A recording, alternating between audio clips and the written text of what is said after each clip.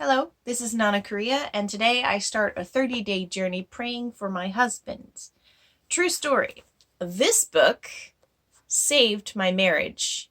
Many, many years ago, when my husband and I had only been married for a couple of years, I found this book and it saved my marriage. Actually, I've read a lot of books about marriage, but this is the one that had the biggest impact. I started praying, and there's 30 topics in here, one for each day of the month. And I prayed through all of the 30 topics, and it completely transformed our marriage. And here we are on our 11th wedding anniversary. So, I recently found that finally, Audible has this book uh, in an audio form. So they didn't have it for many, many years, and apparently they made it last year, at the end of last year. So I downloaded the audiobook, and this morning I have gone for a walk and I listened with my Bluetooth to chapter one, or day one, which is praying for his wife. And I'm going to now pray for my husband's wife. That's me. I'm going to pray for myself today, and this will start our 30-day journey. I'm going to upload these videos to YouTube and just share the experience with you. And so I'll be back after I'm done praying.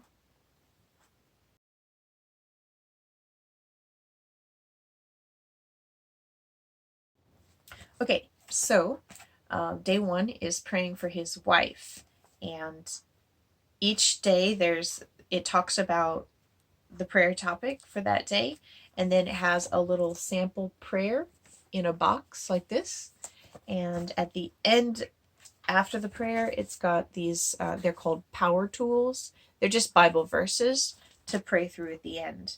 So I just went through this prayer um, and just kind of wrote down a bullet list of things to pray for. And then I prayed through it on my own. After reading her prayer, I prayed through it in my own words. So first was asking God to change me and turn my negative qualities into positive ones. Then I just confessed my negative qualities, listed them off, and asked God to change them into the opposite, into something good. And then I read Galatians 5:22-23, and I asked for God to give me each of those gifts of the Holy Spirit, love, joy, peace, patience, all of those. I just went through every one of them and searched my own heart and asked for God to give me more where I was lacking. And I just prayed for each of those fruits of the Spirit. The second one was confess my sin against Junsock and ask God to make me a better wife for him, a better wife and a better person in general, to change me.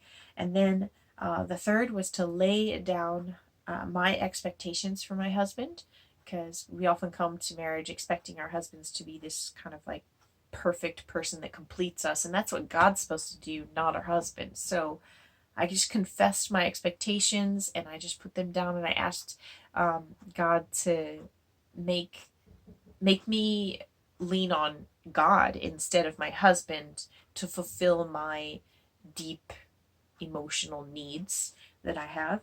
And the fourth thing was for love and unity in our marriage. And the prayer in the book here had several verses quoted within there. It has them in like brackets. So I just wrote those down and I went through each verse systematically and prayed for what the verse was saying.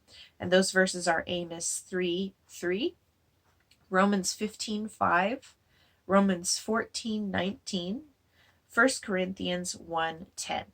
So I just went through each of those verses and prayed them to God, like asking for how they applied to my marriage.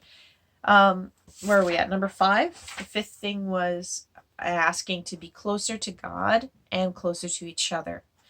And then the sixth thing, the last one, was asking to become the wife that the Bible describes. And I used two passages for this. These ones weren't in the book, but they just came to my mind, so I prayed them.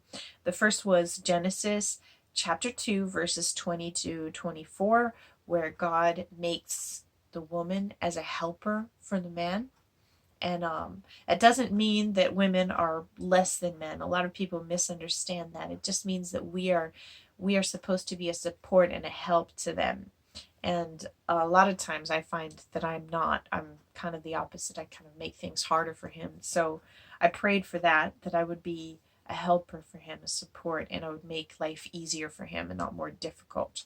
And then I went through Proverbs 31, verses 10 to 31, and I just prayed through each of the characteristics of a wife that is worthy of praise.